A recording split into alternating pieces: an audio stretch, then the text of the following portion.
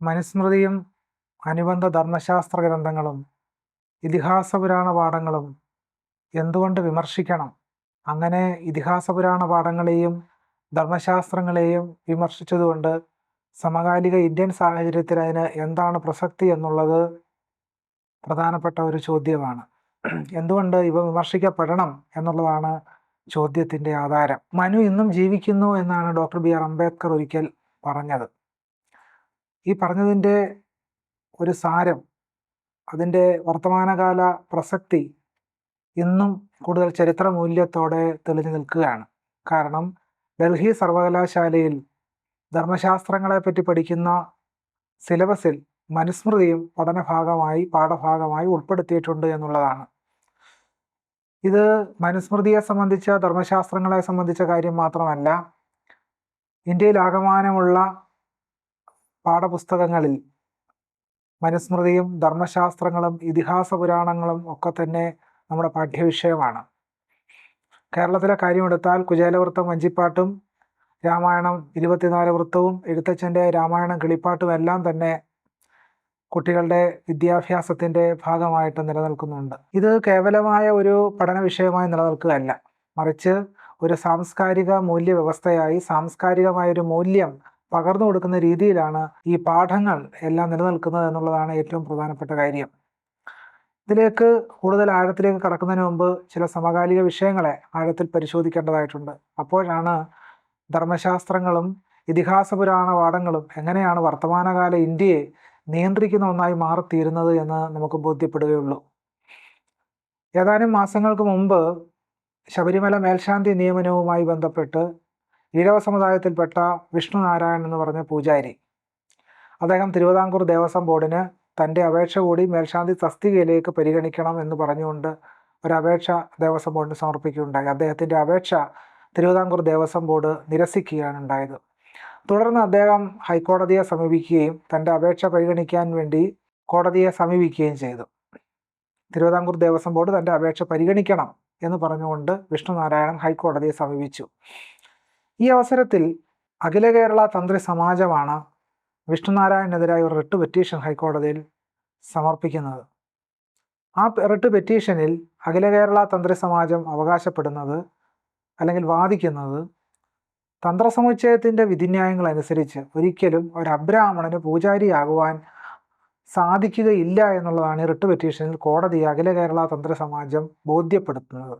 തന്ത്രസമുച്ചയത്തിലെ ആചാര്യലക്ഷണമായ വിപ്രകുലീനഃ കൃതസംസ്ക്രിയൗക സ്വതീത വേദാഗമ തത്വവേത്ത എന്ന് തുടങ്ങുന്ന ഒരു എന്തായിരിക്കണം ആചാര്യലക്ഷണം എന്ന് വിശദീകരിക്കുന്ന ശ്ലോകഭാഗമാണ് പൂജാരിയെ സെലക്ട് ചെയ്യുന്നുള്ള മാനദണ്ഡമായി ഈ 2024-25 കാലഘട്ടത്തിലും കോടതി അഖില കേരള തന്ത്രി സമാജം ബോധ്യപ്പെടുത്തുന്നത്. വിപ്രഹ എന്നതുകൊണ്ട് ബ്രാഹ്മണൻ തന്നെയായിരിക്കണം, കുലീനഹ അത് സാധാരണ ബ്രാഹ്മണൻ പോരാ, കുലീനനായ ബ്രാഹ്മണൻ വേണം, കൃതസംസ്ക്രിയൗക ഷോഡശ സംസ്കാരങ്ങൾ നിർവഹിച്ച ബ്രാഹ്മണൻ തന്നെ ആയിരിക്കണം പൂജാരിയായി വരേണ്ടത് എന്നിങ്ങനെയുള്ള വാദഗതികളാണ് തന്ത്രസമുച്ചയവും പ്രയോഗമഞ്ജരിയും മുതലായ തന്ത്രഗ്രന്ഥങ്ങൾ ഉദ്ധരിച്ചുകൊണ്ട് 2024 ആധുനികമായൊരു കാലത്തും ഏതോ കാലത്ത് പഴകിപ്പോയ ഈ സമകാലിക ഇന്ത്യയിൽ, സമകാലിക കേരളത്തിൽ യാതൊരു പ്രസക്തിയുമില്ലാത്ത ആധുനിക ജനാധിപത്യ ബോധത്തിനോ നീതിബോധത്തിനോ സമത്വ സാഹോദര്യ സങ്കല്പങ്ങൾക്കോ ചേരാത്ത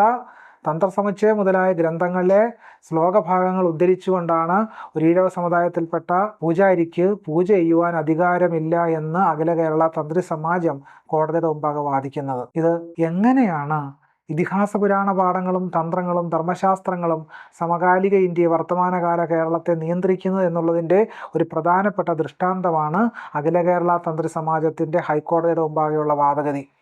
ഇതിലെല്ലാം തന്നെ ആധുനിക ജനാധിപത്യത്തിന് ചേരുന്ന വാദഗതികളല്ല അഖില കേരള തന്ത്രി സമാജം ഉദ്ധരിക്കുന്നത്, മറിച്ച് 10-ാം നൂറ്റാണ്ടിലെയും 12-ാം നൂറ്റാണ്ടിലെയും 14-ാം നൂറ്റാണ്ടിലെയും അന്നത്തെ ഫ്യൂഡൽ നാടുവാഴിത്ത മൂല്യവ്യവസ്ഥകൾക്കകത്തുണ്ടായ ജനാധിപത്യ വിരുദ്ധമായ സങ്കല്പങ്ങൾ ഉൾച്ചേർന്ന ശ്ലോകഭാഗങ്ങളാണ് ഒരു ആധുനിക ജനാധിപത്യ കാലത്ത് ആചാരങ്ങൾ എന്ന പേരിൽ, അനുഷ്ഠാനങ്ങൾ എന്ന പേരിൽ വാദിച്ചുറപ്പിക്കാൻ അഖില കേരള തന്ത്രി സമാജം ശ്രമിക്കുന്നത്.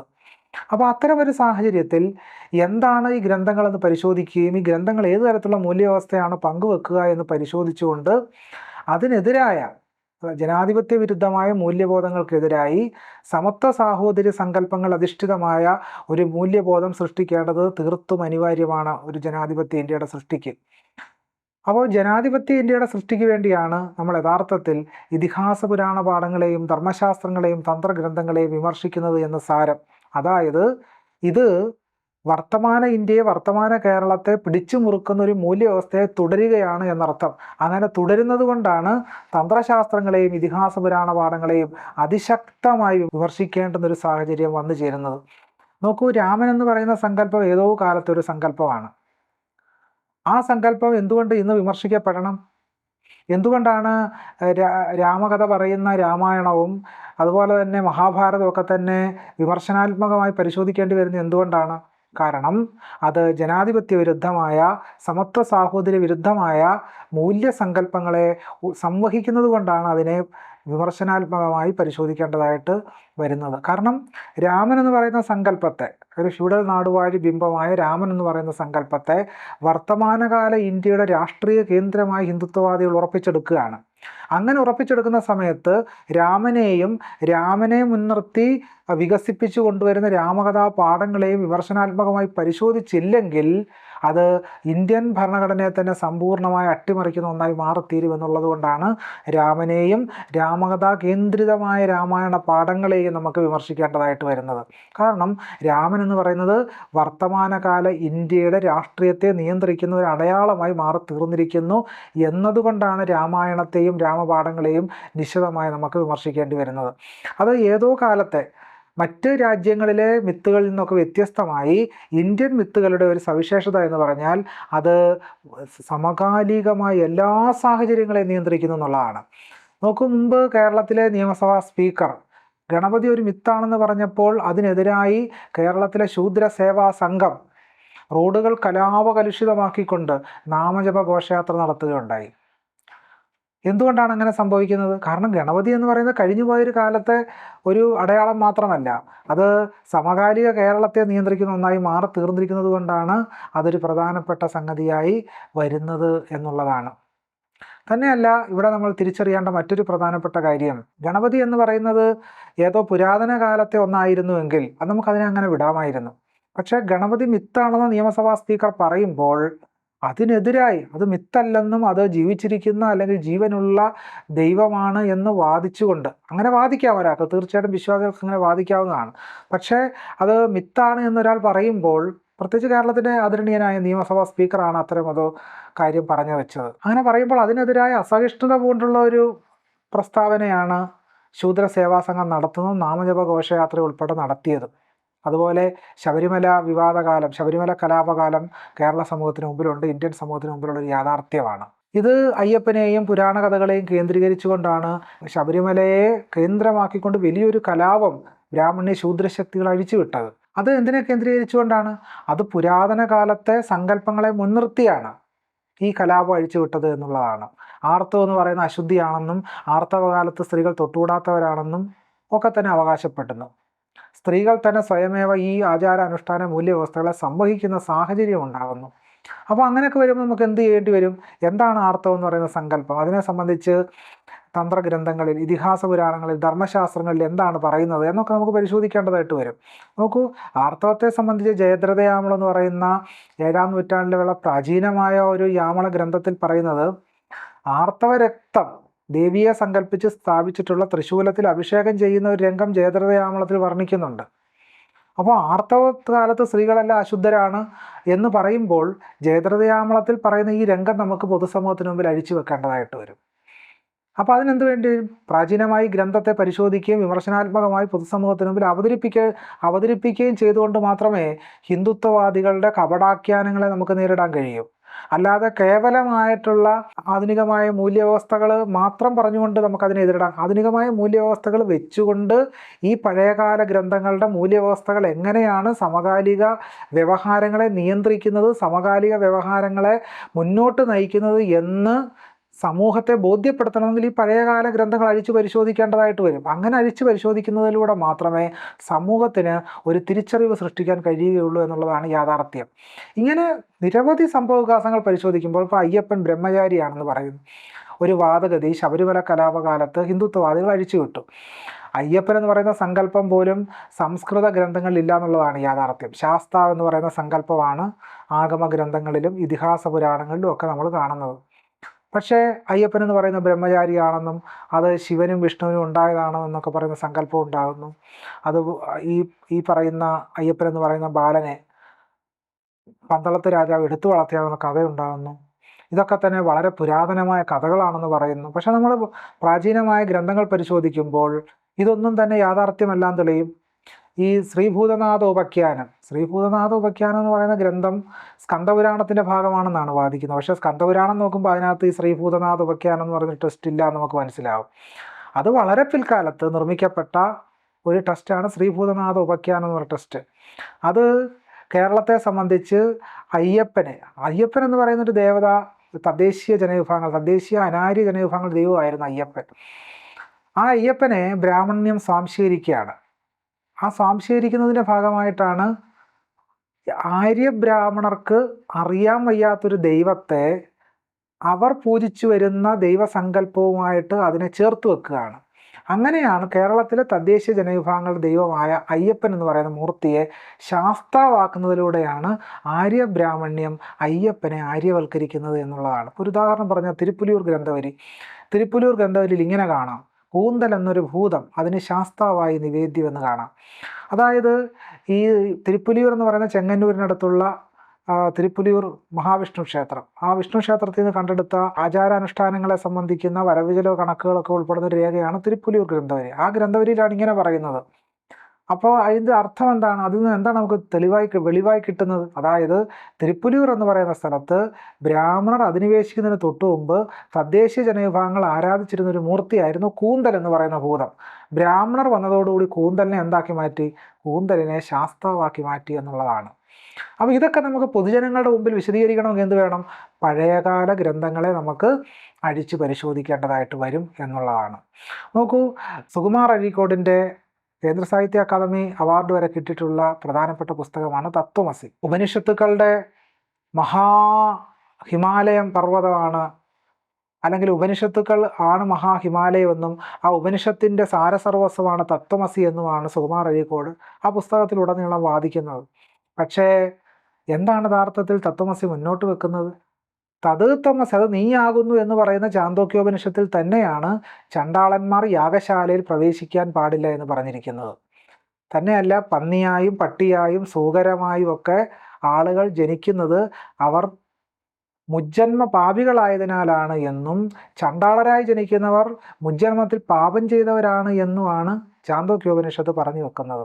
അതായത് സമൂഹത്തിൽ അസമത്വം അനുഭവിക്കുന്നവർ അസമത്വം അനുഭവിക്കാൻ കാരണം അവർ മുജ്ജന്മത്തിൽ പാപം ചെയ്തതിനാലാണ് എന്ന് പറയുന്ന അസമത്വ ശ്രേണീകരണത്തിൻ്റെ സിദ്ധാന്തമാണ് കർമ്മ പുനർജന്മ സിദ്ധാന്തം. ഈ കർമ്മ പുനർജന്മ സിദ്ധാന്തമാണ് ചാന്തോക്യോപനിഷത്ത് ആവിഷ്കരിക്കുന്നത്. അപ്പോൾ ഇത് നമുക്ക് തുറന്നു കാട്ടേണ്ടതായിട്ടുണ്ട്. കാരണം ഇന്ന് ഇന്ത്യയുടെ സംസ്കാരത്തെ, വർത്തമാനകാല ഇന്ത്യൻ രാഷ്ട്രീയത്തെയൊക്കെ ആഴത്തിൽ സ്വാധീനിക്കുന്ന എന്താണ്? ഈ കർമ്മ പുനർജന്മ സിദ്ധാന്തം, രാമൻ, കൃഷ്ണൻ, അയ്യപ്പൻ, ഗണപതി, ആചാരങ്ങൾ, അനുഷ്ഠാനങ്ങൾ, വിശ്വാസങ്ങൾ, അതുമായി ബന്ധപ്പെട്ട പാരമ്പര്യങ്ങൾ, അമ്മുമ്മ കഥകൾ, ഇതൊക്കെയാണ് വർത്തമാനകാല ഇന്ത്യയെ സ്വാധീനിക്കുന്നത്. അപ്പോൾ അതുകൊണ്ട് ഇത് യഥാർത്ഥത്തിൽ എന്താണ് എന്ന് നമുക്ക് പരിശോധിക്കേണ്ടി വരും. നോക്കൂ, രാമായണം സീരിയൽ വലിയ കൊട്ടാരം കാണിക്കും. പക്ഷേ വാൽമീകി രാമായണം പരിശോധിച്ചാൽ അതിനകത്തൊരു കൊട്ടാരവും കാണില്ല. കാരണം കൗസല്യ, രാമനും സീതയും വനവാസത്തിന് പോകുമ്പോൾ കൗസല്യ ബോധം കെട്ട് വീഴുന്നതായിട്ട് വാൽമീകി രാമായണത്തിൽ പറയുന്നുണ്ട്. ചരിത്ര പണ്ഡിതനും പുരാവസ്തുശാസ്ത്ര വിദഗ്ധനുമായ സംഗാലിയ പറയുന്നത് കൗസല്യ പാംസു സ്നാനിതയായി എന്ന് പറയുന്നു. പാംസു എന്ന് പറഞ്ഞാൽ പൊടി. എന്തുകൊണ്ടാണ് കൗസല്യ ഇത്ര വലിയ പൊടിയിൽ വീണത് എന്നാണ് സംഗാലിയ ചോദിക്കുന്നത്. സംഗാലിയ അതിന് ഉത്തരം നൽകുന്നു: ചുട്ടെടുത്ത ഇഷ്ടിക കൊണ്ടല്ല വീട് നിർമ്മിച്ചിരിക്കുന്നത്, ചുടാത്ത ഇഷ്ടിക കൊണ്ടാണ്. അതുകൊണ്ടാണ് ഇത്രയധികം മണ്ണ്. എന്ന് പറഞ്ഞാൽ രാമായണം സീരിയലിൽ കണ്ട കൊട്ടാരം അല്ല യഥാർത്ഥത്തിലുള്ളത് എന്നും വാൽമീകി രാമായണത്തിൽ നമ്മൾ വായിച്ചു നോക്കുമ്പോൾ കാണുന്നത് എന്താണ്? സാധാരണ കളിമൺ വീടുകളാണ് എന്നുള്ളതാണ്. എന്നാൽ അസ്ത്രങ്ങൾ, എന്താണ് അസ്ത്രം? രാമായണ സീരിയലിൽ നമ്മൾ മഹാഭാരതത്തിലൊക്കെ നമ്മൾ കാണുന്നത് വലിയ വലിയ അസ്ത്രങ്ങൾ ഇങ്ങനെ കൂട്ടിമുട്ടി തേജോമയമായ ഒരു പ്രകാശം പരക്കുന്ന അന്തരീക്ഷമാണ് നമ്മൾ സീരിയലിൽ നമ്മുടെ മുമ്പിൽ ആവിഷ്കരിച്ചിട്ടുള്ളത്. എന്നാൽ എന്താണ് അസ്ത്രങ്ങൾ? ജയയ്ക്കും സുപ്രഭയ്ക്കും ഉണ്ടായ 100-ലധികം മക്കളാണ് അസ്ത്രങ്ങൾ എന്നാണ് വാൽമീകി രാമായണം പറയുന്നത്. അതിൻ്റെ അർത്ഥം വളരെ വ്യക്തമാണ്, ഇവർ ചാവേറുകൾ മാത്രമാണ് എന്നുള്ളതാണ്. അപ്പോൾ ചാവേറുകളായ മനുഷ്യരെയാണ് അസ്ത്രങ്ങളെന്ന് വാൽമീകി രാമായണം വിശേഷിപ്പിക്കുന്നത് എന്ന് സാരം. കിഷ്കിന്ധയെ വാൽമീകി രാമായണത്തിൽ കിഷ്കിന്ധ ഒരു കേവലം പൊന്തക്കാട് മാത്രമാണ്. പക്ഷേ രാമായണ സീരിയലിൽ കിഷ്കിന്ധയെ കാണിക്കുമ്പോൾ വലിയ കൊട്ടാര തുല്യമായ ഒരു അന്തരീക്ഷമാണ് നമ്മൾ രാമായണ സീരിയലിൽ കാണുക. രാമായണത്തിൽ സീതയും രാമനും കാവ്യം എടുത്താണ് കാണുന്നത്. പക്ഷേ വാൽമീകി രാമായണത്തിൽ ക്ഷീരധാരികളായ രാമനെയും സീതയെയും അതുപോലെ ലക്ഷ്മണനെയുമാണ് കാണുന്നത്. തന്നെയല്ല, സീത ക്ഷീരധാരിയായിട്ടാണോ എന്ന് ചോദിച്ചാൽ കുറച്ചും കൂടെ ശക്തമായിട്ട് പറഞ്ഞാൽ ക്ഷീരവും ധരിച്ചിരുന്നു. അതേ സമയത്ത് തന്നെ വനവാസത്തിന് പോകുന്ന സീതയ്ക്ക് രാജകൊട്ടാരത്തിൽ നിന്നും ധാരാളം വസ്ത്രാഭരണാദികൾ നൽകിയാണ് സീതയെ പറഞ്ഞയക്കുന്നത് എന്ന് വാൽമീകി രാമായണം പറയുന്നുണ്ട്. അപ്പോൾ ഹിന്ദുത്വവാദികൾ എന്ത് കാര്യങ്ങളാണോ ആവിഷ്കരിച്ച് സമൂഹത്തിൽ ഛിദ്രം സൃഷ്ടിക്കാൻ ശ്രമിക്കുന്നത്, പുതിയൊരു മായിക ലോകം ആവിഷ്കരിക്കാൻ ശ്രമിക്കുന്നത്, ആ മായിക ലോകത്തെ തുറന്നു കാട്ടണമെങ്കിൽ എന്ത് വേണ്ടിവരും? ഈ പഴയകാല ഇതിഹാസ പുരാണ പാഠപാരമ്പര്യങ്ങളെ തുറന്നു വെക്കുകയും വിമർശനാത്മകമായി പരിശോധിക്കുകയും ചെയ്യേണ്ടി വരും. മറ്റൊരു പ്രധാനപ്പെട്ട കാര്യം, കേരളത്തിലെ പുരോഗമന കക്ഷികളുടെ നേതൃത്വത്തിൽ പോലും മതേതര രാമനെയും മതേതര കൃഷ്ണനെയും അവതരിപ്പിക്കാനുള്ള ശ്രമങ്ങളുണ്ടായി. അവർ പറഞ്ഞു, നാൽക്കൂട്ട പെരുവഴിയിലും നഗരചത്വരങ്ങളിൽ നിൽക്കുന്ന രാമൻ അത് വാൽമീകിയുടെ രാമനല്ല, യഥാർത്ഥത്തിൽ വാൽമീകിയുടെ രാമൻ കാരുണ്യത്തിൻ്റെ രാമനാണ് എന്നാണ് ഈ പുരോഗമന കക്ഷികളിൽ പലരും പ്രസംഗിച്ച് നടന്നത്. മഹാഭാരത സപ്താഹം തന്നെ കേരളത്തിൽ അവർ നടത്തി. പക്ഷേ യഥാർത്ഥത്തിൽ വാൽമീകി രാമായണം പരിശോധിക്കുമ്പോൾ ഇങ്ങനെ കാരുണ്യവാനായ ഒരു രാമനെ വാൽമീകി രാമായണത്തിൽ കാണില്ല. ഗോബ്രാഹ്മണ ഹിതാർത്ഥായി ജഹിതുഷ്ട പരാക്രമം, പശുവിൻ്റെയും ബ്രാഹ്മണനെ ഹിതത്തിനായിട്ട് താടകയെ വധിക്കുന്ന രാമനെയാണ് വാൽമീകി രാമായണത്തിൽ ആവിഷ്കരിച്ചിട്ടുള്ളത്. വേടൻ എന്ന് പറയുന്ന സങ്കല്പം. ആരാണ് വേടൻ? വാൽമീകി രാമായണം ഉണ്ടായത് വാൽമീകിയുടെ ദുഃഖത്തിൽ നിന്നാണ്. ആനന്ദവർദ്ധനൻ ധന്യാലോകം എന്ന് പറയുന്ന ഗ്രന്ഥത്തിൽ എഴുതും, ശോകശ്ലോകത്വമാഗത, ദുഃഖത്തിൽ നിന്നും ശ്ലോകമുണ്ടായി, ദുഃഖത്തിൽ നിന്നുമാണ് ശ്ലോകം വന്നത്, ആഗത വന്നത് എന്ന് പറയും. പക്ഷേ വാൽമീകിക്ക് എന്ത് ദുഃഖമാണ് ഉണ്ടായത്? ഒരു വേടൻ 2 ഇണപ്പക്ഷികളിൽ ഒന്നിനെ കൊന്ന ദുഃഖമാണ് വാൽമീകിയെ വളരെയധികം ശോകാകുലനാക്കിയത് എന്നാണ് വാൽമീകി രാമായണം പറയുന്നത്. മാനിഷാദ പ്രതിഷ്ഠാത്വ മഗമ ശാശ്വതീ സമാഹ യത് ക്രൗഞ്ചമിഥുനാദേകം അവധി കാമമോഹിത. മാനിഷാദ, അരുത് കാട്ടാള എന്നാ പറയുന്നത്, അരുത് കാട്ടാള. ഈ ക്രൗഞ്ച മിഥുനങ്ങളിൽ ഒന്ന് വേടന്റെ അമ്പെയ്ത് താഴെ വീണപ്പോൾ വാൽമീകി ദുഃഖിക്കുകയാണ്. ആ ദുഃഖത്തിൽ നിന്നാണ് രാമായണം ഉണ്ടായതെന്നാണ് പറയുന്നത്. ഇവിടെ എന്താണ് സംഭവിക്കുന്നത്? ഇവിടെ വേടൻ എന്ന് പറയുന്ന കഥാപാത്രം ഒരു തെറ്റുകാരനായ ഒരു പാപിയായിട്ടാണ് അടയാളപ്പെടുന്നത്. കേരളത്തിൽ ഒരു കാലത്ത്, ഇപ്പോഴും കാണുക, സാംസ്കാരിക സംഘടനകളുടെയൊക്കെ പേര് മാനിഷാദ എന്നായിരുന്നു. മാനിഷാദ എന്നു പേരുള്ള സാംസ്കാരിക സംഘടനകൾ ധാരാളം കേരളത്തിലുണ്ടായിരുന്നു. അരുത് കാട്ടാള. യഥാർത്ഥത്തിൽ നിഷാദ ഗോത്രങ്ങളുടെ ജോലി എന്തായിരുന്നു? വേട്ടയാടി ഭക്ഷിക്കുക എന്നുള്ളത് നിഷാദ ഗോത്രങ്ങൾ ചെയ്തുകൊണ്ടിരുന്ന കാര്യമാണ്. പ്രാചീന മനുഷ്യർ വേട്ടയാടിയാണ് ഭക്ഷിച്ചുകൊണ്ടിരുന്നത് എന്ന് ആദിമ മനുഷ്യരുടെ ചരിത്രം പറയും. ആ ചരിത്രത്തിന്റെ ഭാഗമായിട്ടുള്ള വേടനെയാണ് നമ്മൾ വാൽമീകി രാമായണത്തിൽ കാണുക. ആ വാൽമീകി രാമായണത്തിലെ വേടൻ തെറ്റുകാരനായിട്ട് അടയാളപ്പെടും. അയാൾ വലിയ ക്രൂരത ചെയ്ത ആളാണ്. ആ ക്രൂരത കണ്ടിട്ട് വാൽമീകിക്ക് സഹിക്കാൻ വയ്യാതാണ് വാൽമീകി രാമായണം എഴുതിയത് എന്ന് വാൽമീകി രാമായണത്തെ സംബന്ധിച്ച പിൽക്കാലാഖ്യാനങ്ങളെ നമുക്ക് കാണാം.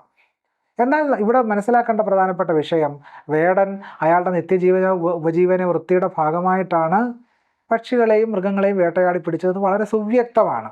പക്ഷേ ഇവിടെ ജാതിമൂല്യ വ്യവസ്ഥകൾക്കെതിരായി ഒരക്ഷരം വാൽമീകി മിണ്ടുന്നില്ല. രാമായണം എവിടെ എടുത്ത് നമ്മൾ സമ്പൂർണ്ണമായി പരിശോധിച്ചാലും ജാതി വ്യവസ്ഥ തെറ്റാണെന്നുള്ള ഒരു വാചകം പോലും വാൽമീകി രാമായണത്തിലില്ല. പക്ഷെ വേടൻ അമ്പെയ്ത് കൊന്നപ്പോഴത്തേക്കും വാൽമീകി കണ്ണീർ വാർക്കുകയാണ്. കാളിദാസനെ പോലെയുള്ള ആളുകൾ എഴുതി, കരച്ചിലിൻ്റെ പിന്നാലെ കവിയാണ് വാൽമീകി. ഏത് കരച്ചിലിൻ്റെ പിന്നാലെ? ജാതി വ്യവസ്ഥയ്ക്കെതിരായി കോടാനുകോടി ആളുകൾ നൂറ്റാണ്ടുകൾ കരഞ്ഞിട്ടും അവരുടെ ദുഃഖങ്ങളുടെ ആ കണ്ണീരിൻ്റെ വില അറിയുവാൻ ഇന്ത്യയിൽ ഒരു മഹാകവികളും ഉണ്ടായിരുന്നില്ല എന്നുള്ളതാണ് യാഥാർത്ഥ്യം. അപ്പോൾ കരച്ചിലിൻ്റെ പിന്നാലെ പാഞ്ഞു എന്ന് പറയുമ്പോൾ അത് വേടൻ പക്ഷികളെ കൊന്ന ദുഃഖത്തിൽ കരഞ്ഞു എന്നുള്ളതായിരിക്കും. പക്ഷെ അത് വേടൻ്റെ നിത്യജീവിത ഉപജീവനത്തിൻ്റെ ഭാഗം മാത്രമാണ്, ഭാഗമായിട്ടാണോ? അല്ലാതെ അയാൾ കാട്ടിലുള്ള പക്ഷികളെല്ലാം കൊന്ന് കൊല വിളിച്ചേക്കാം എന്ന് കരുതിയല്ലോ. അയാളുടെ ഭക്ഷണത്തിന് വേണ്ടിയാണ്, അന്നന്നത്തെ ഉപജീവനത്തിൻ്റെ ഭാഗമായിട്ടാണ് വേടൻ പക്ഷികളെ വേട്ടയാടുന്നത്, അല്ലാതെ മറ്റ് എന്തെങ്കിലും കാര്യത്തിനല്ല. പക്ഷെ ഇവിടെ ഒരു നിഷാദന്മാരെ കുറ്റവാളി ഗോത്രമായി അടയാളപ്പെടുത്തുകയും ജാതി വ്യവസ്ഥയ്ക്കെതിരായ ഒരു വരി പോലും വാൽമീകി എഴുതാതിരിക്കുകയും ചെയ്യുന്നതിൽ നിന്നും വാൽമീകിയുടെ പക്ഷം ബ്രാഹ്മണ പക്ഷമാണ് എന്നുള്ളത് വളരെ കൃത്യമാണ്. അപ്പോൾ ഇതൊക്കെ നമുക്ക് തുറന്നു കാട്ടണമെങ്കിൽ എന്ത് വേണ്ടി വരും? ഈ ഗ്രന്ഥങ്ങളെ വിമർശനാത്മകമായി പരിശോധിച്ചാലേ കഴിയൂ. അതുപോലെ നിരന്തരം പറയുന്നൊരു കള്ളക്കഥയാണ് വാൽമീകി ദളിതനാണ്, വ്യാസൻ ദളിതനാണ് എന്നുള്ള ആരോപണം. അതിലൂടെ ഈ ഇതിഹാസ പുരാണ പാഠങ്ങളുടെ ബ്രാഹ്മണ്യ രാഷ്ട്രീയത്തെ ദളിതരിലും ആദിവാസികളിലും കെട്ടിയേൽപ്പിക്കാനാണ് ഇന്ത്യൻ ബ്രാഹ്മണ്യവും ആധുനിക കാലത്ത് ഹിന്ദുത്വ ശക്തികൾ ശ്രമിച്ചുകൊണ്ടിരിക്കുന്നത്. എന്നാൽ വാൽമീകി രാമായണം പരിശോധിക്കുമ്പോൾ കാണുന്നത്, വാൽമീകി രാമായണത്തിൽ തന്നെ പറയുന്ന പ്രജേതസോഹം പുത്രഃ, ഞാൻ പ്രജേതസിന്റെ പുത്രനാണ് എന്നാണ് വാൽമീകി പറയുന്നത്. സംസ്കൃതത്തിലേക്കപ്പെട്ട അധ്യാത്മ രാമായണത്തിലും താൻ ജന്മം കൊണ്ട് ബ്രാഹ്മണനാണ് എന്ന് പറയുന്ന വാൽമീകിയുടെ ചിത്രം സംസ്കൃതത്തിൽ രചിക്കപ്പെട്ട അധ്യാത്മ രാമായണത്തിൽ വരച്ചിട്ടിട്ടുള്ളത് നമുക്ക് കാണാൻ കഴിയും. വ്യാസനെ സംബന്ധിച്ച് പറയുകയാണെങ്കിൽ പരാശരൻ എന്ന് പറയുന്ന ബ്രാഹ്മണന് ഒരു ക്ഷത്രിയനും അപ്സര സ്ത്രീക്കും ഉണ്ടായ പുത്രിയാണ് സത്യവതി.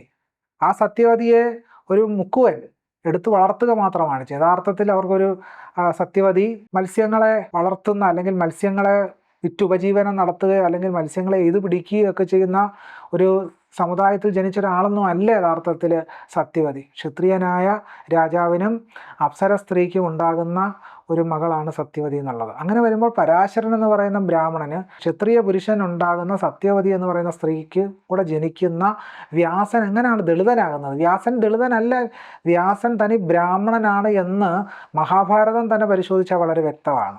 ഇത്തരം കാര്യങ്ങൾ ജനങ്ങളെ ബോധ്യപ്പെടുത്തണമെങ്കിൽ എന്ത് വേണം? ഇതിഹാസ പുരാണ പാഠങ്ങൾ വിപുലമായിട്ട് നമുക്ക് പരിശോധിക്കേണ്ടതായിട്ട് വരും. രാമനെ കേന്ദ്രീകരിച്ചുകൊണ്ട് ശക്തമായ ഇസ്ലാമോഫോബിയയും മുസ്ലിം വിരുദ്ധതയും ദളിത് വിരുദ്ധതയും ഒക്കെ തന്നെ സമൂഹത്തിൽ അഴിച്ചുവിടുമ്പോൾ യഥാർത്ഥത്തിൽ രാമൻ എന്താണ് നമുക്ക് പരിശോധിക്കേണ്ടി വരും. അങ്ങനെ ഇത്തരം നിരവധിയായ സംഭവങ്ങൾ നമുക്ക് പരിശോധിക്കണമെങ്കിൽ ഈ പഴയകാല ഗ്രന്ഥങ്ങൾ വിമർശനാത്മകമായി വായിച്ചും അഴിച്ചുവെച്ചും തുറന്നു പരിശോധിച്ചും മാത്രമേ ജനങ്ങളെ ബ്രാഹ്മണ്യ മൂല്യവ്യവസ്ഥയുടെ പിടിയിൽ നിന്ന് നമുക്ക് മോചിപ്പിക്കാൻ കഴിയുകയുള്ളൂ.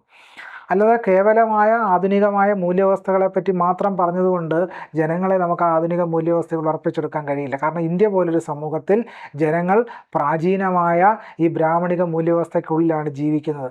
ഈ പ്രാചീനമായ ബ്രാഹ്മണിക മൂല്യവ്യവസ്ഥയ്ക്കകത്താണ് ഓരോ കുട്ടിയും ജനിച്ച് വീഴുന്നത്. ആ ബ്രാഹ്മണ്യ മൂല്യവ്യവസ്ഥയാണ് നമ്മുടെ സംസ്കാരമായി അടിയുറച്ച് പോന്നിട്ടുള്ളത്.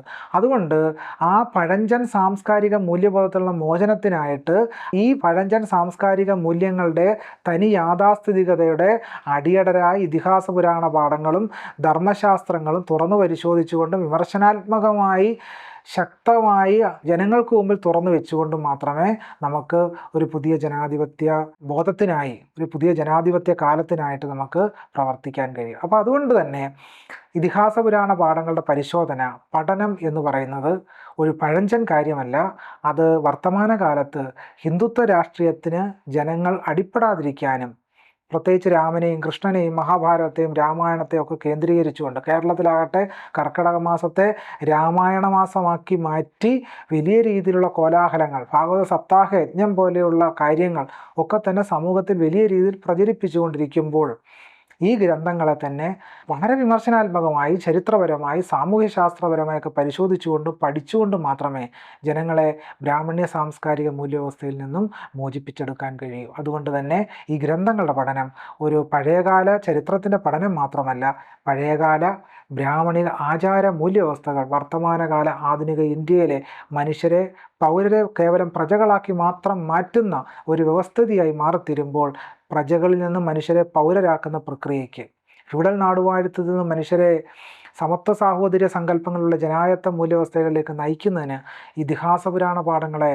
വിമർശനാത്മകമായി പരിശോധിക്കുക എന്നത് തീർത്തും അനിവാര്യമാണ്. അത് ഒരു പൗരൻ്റെ, ഒരു ജനാധിപത്യവാദിയായ ഒരു മനുഷ്യൻ്റെ കടമയും ഉത്തരവാദിത്വവുമാണ്.